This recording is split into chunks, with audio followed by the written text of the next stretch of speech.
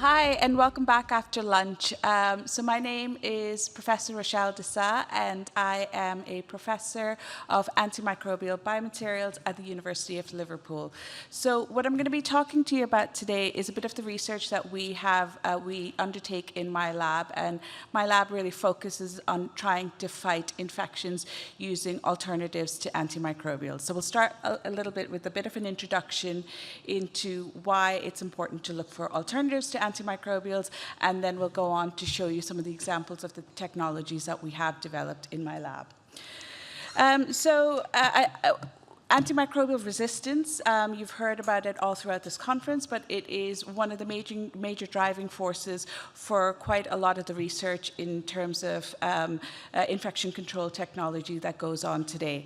So we heard about this study this morning as well, but the biggest landmark study into antimicrobial resistant infections was done in 2019, where there was a snapshot of the entire world and antibiotic resistant infection-related deaths that occurred. 1.2 million people died in 2019 due to these resistant infections.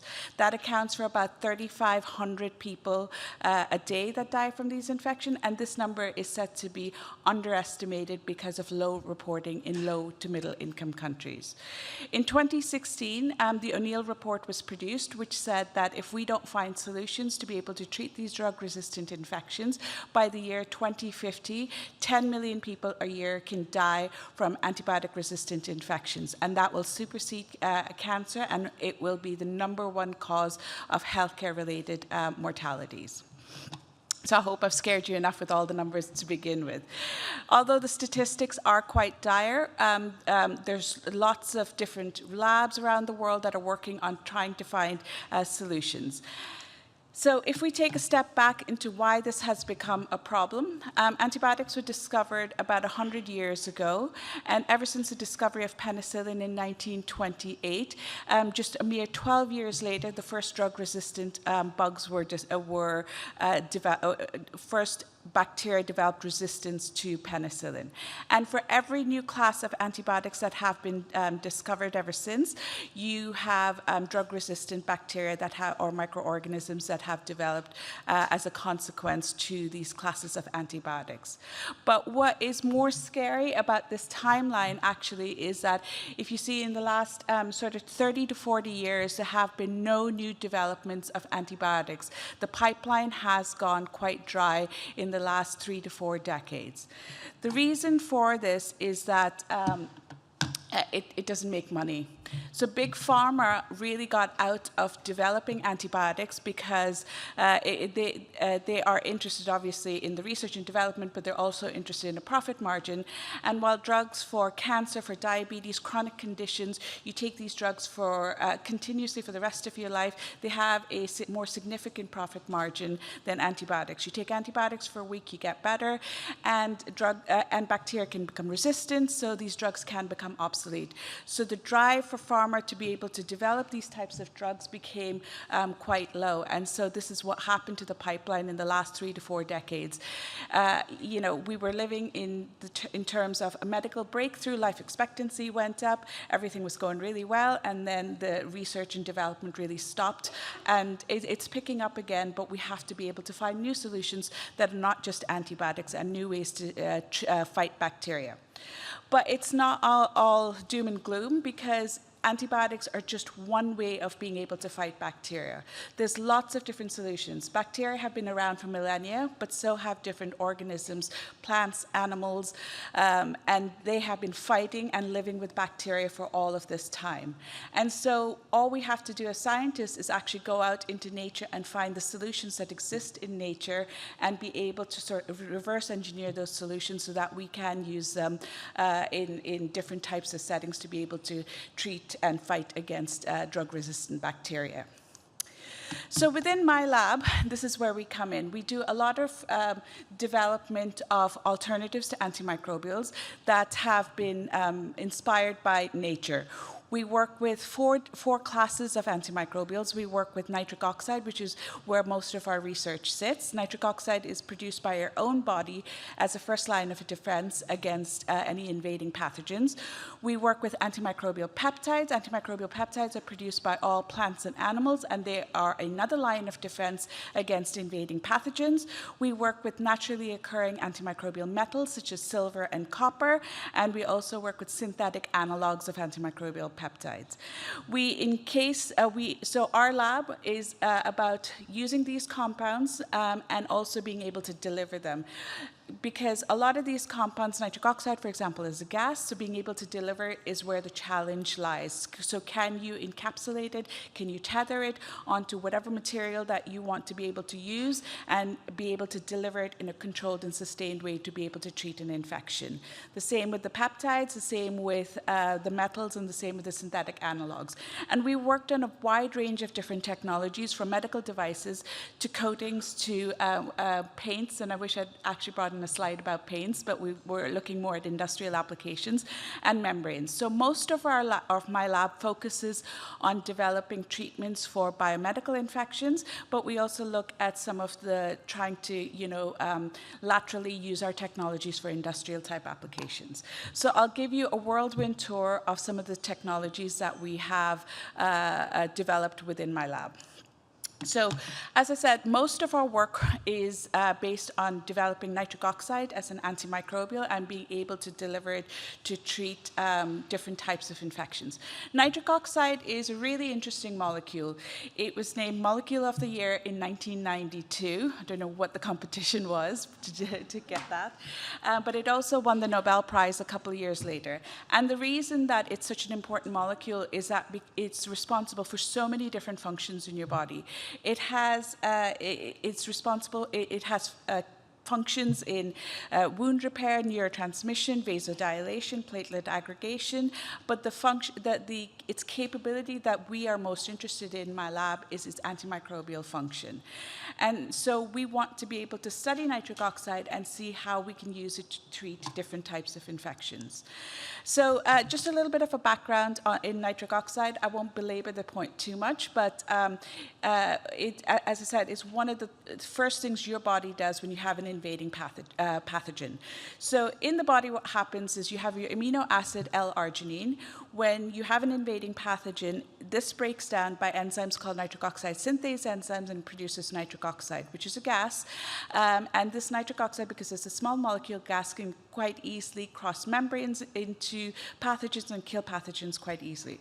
So its effect is really concentration dependent. If you have a low concentration of nitric oxide, what it can do is it can break up biofilms, and biofilms are the things that are really hard to treat. So when bacteria colonize the surface, and they are in single cell, they're just single cells or free floating cells in their planktonic state, they're much easier to kill.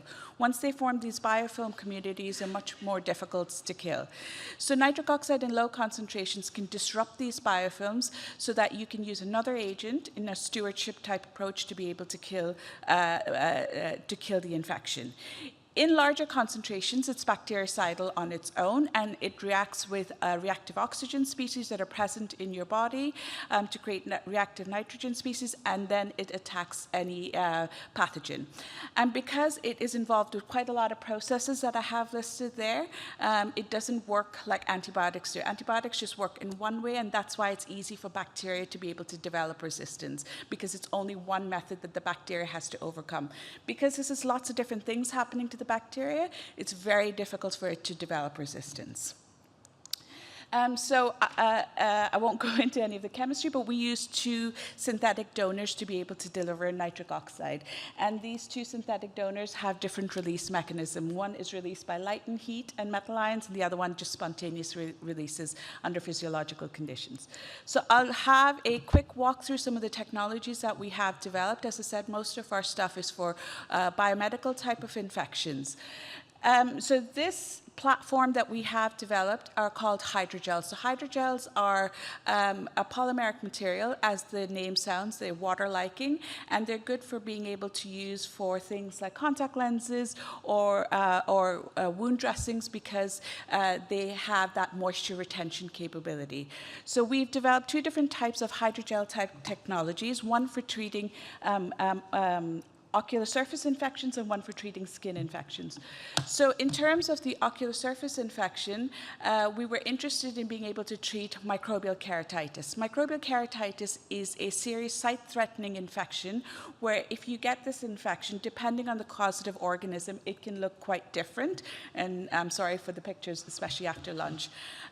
But what happens is you go into hospital, you get your eyes scraped, you find out what the causative organism is, and depending on what it is, you get a specific type of antibiotic drops. Now, if any of you have used antibiotic drops, most of it rolls off your eye, and actually only 5% of the drug reaches your eye.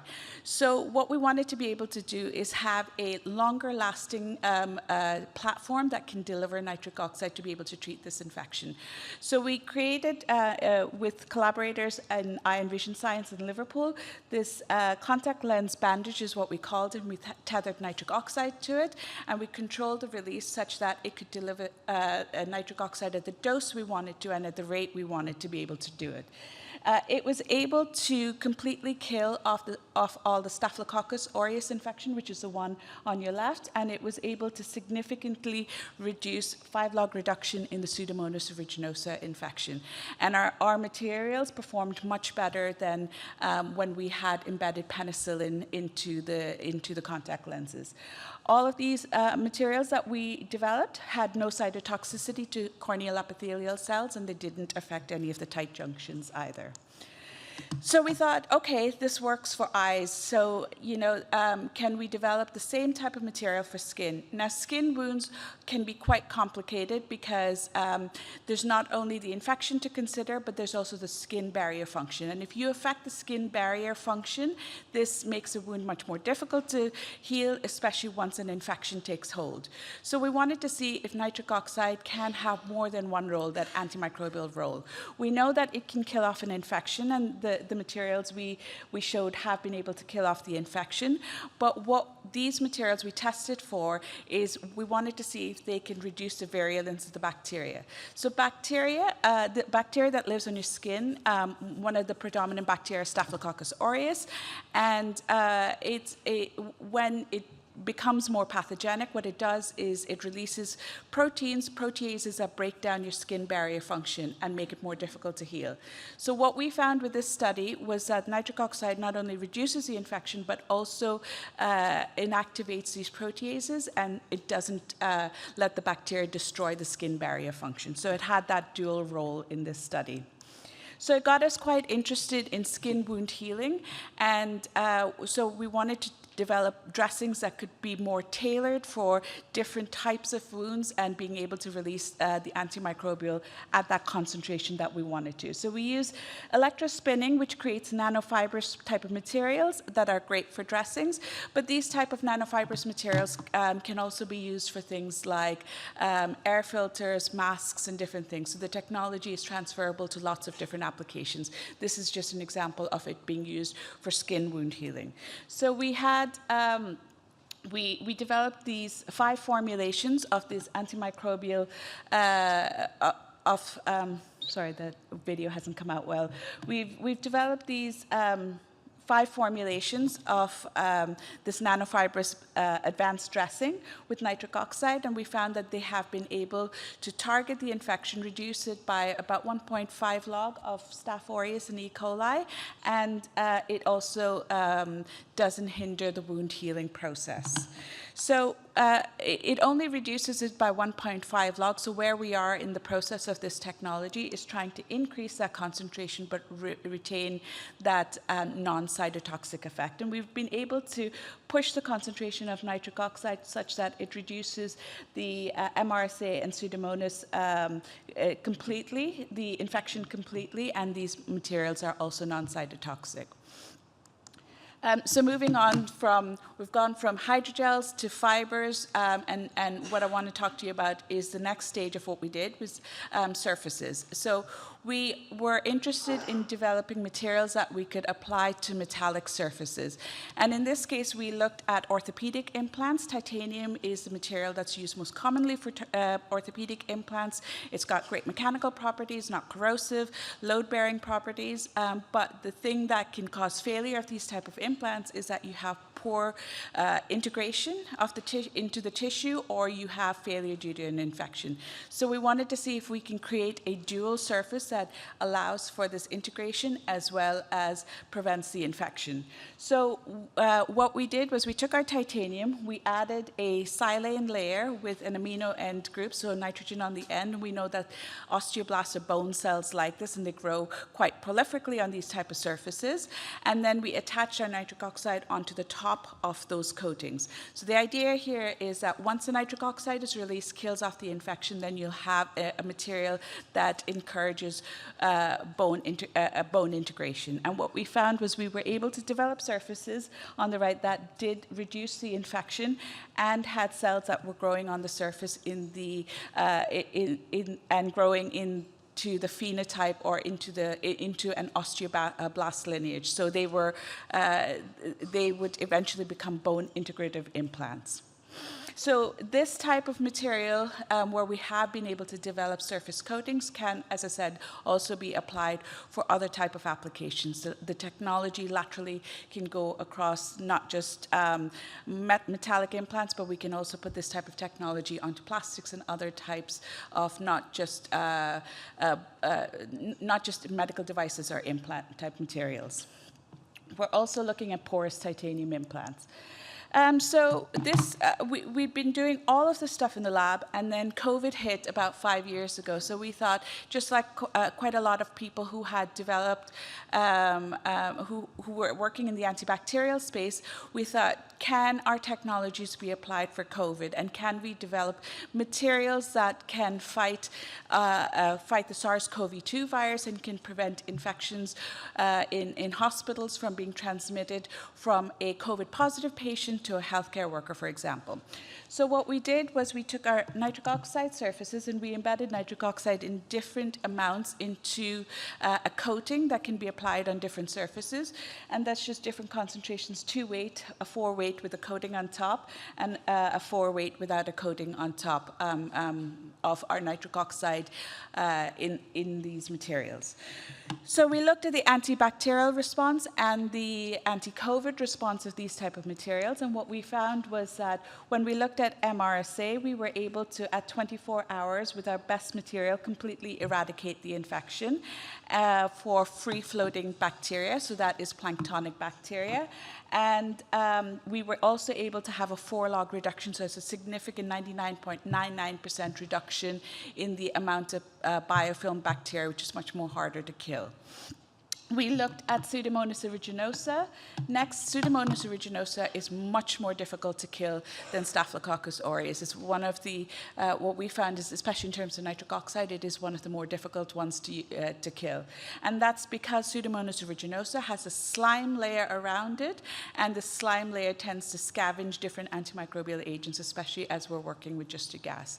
But we were able to get an 82% reduction in our planktonic or our free-floating bacteria and an 87% reduction in the biofilm bacteria. So next we looked at the, so at this point it was a Delta variant during the COVID pandemic, and what we wanted to do was see how our materials responded to the Delta variant. And we were quite amazed to actually see that we had a response in just 10 minutes. So it was much faster than the antibacterial response. So in 10 minutes we saw a 90% or 1-log reduction for our best surfaces. And after about 4 hours, we saw a 4-log reduction or 4 to 5-log reduction in the viral load, which was quite significant. So we were quite happy with these results.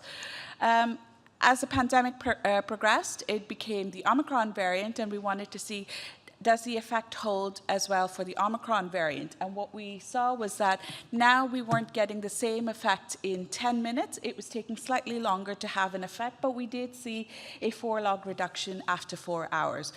And as more became, there was more knowledge about COVID and about treating the virus and how the virus changed, what we figured out was that Omicron has mutations in the spike protein, and because of these mutations, we need a higher concentration of nitric oxide to be able to treat this variant. So it is variant dependent on how much nitric oxide we may be able to use to treat these types of infections. But this is really, really promising. And actually what we're doing right now is we've got funded to look at these nitric oxide surfaces and whether they can be used for pandemics such as the monkeypox pandemic, and whether it has an effect in terms of those types of viruses as well.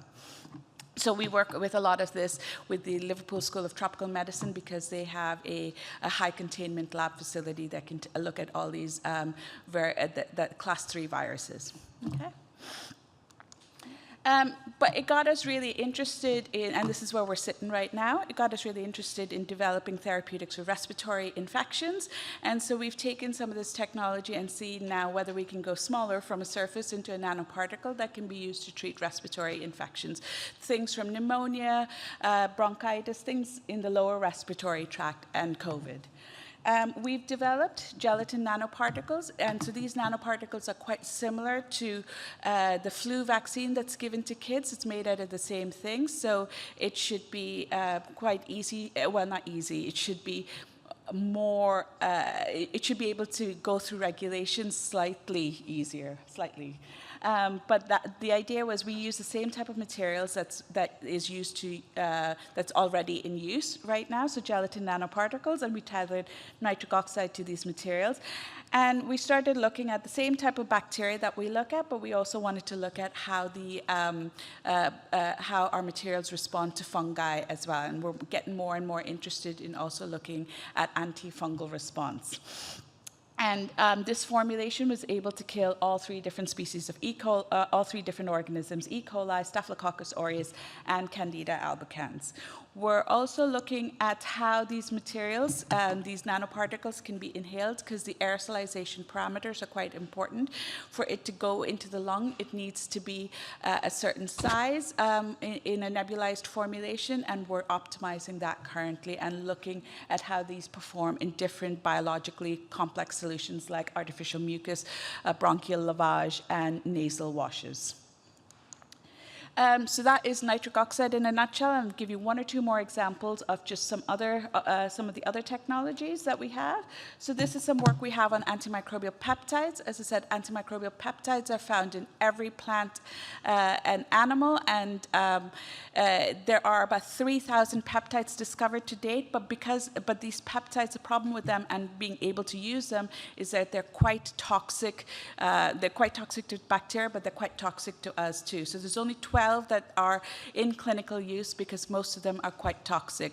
And so what we did in this study was we were able to encapsulate 2 different types of peptides into these gel formulations, and we were able to study, I'll take the graphs off, but we were able to study antimicrobial response. We got a good antimicrobial response, and we were looking at the cytotoxicity, and we found that the peptides on their own were quite cytotoxic, but in our formulation, when we were able to deliver them at the rate they needed to be delivered, were not cytotoxic. And when we did animal studies, what we found was the image on the left has a peptide on its own which got rid of the infection but caused a lesion in the mouse, whereas on the right we found that it treated the infection and didn't have any cytotoxic effects. So our last study looks at developing 3D printed materials where we can encapsulate these types of peptides to be able to treat dental infections.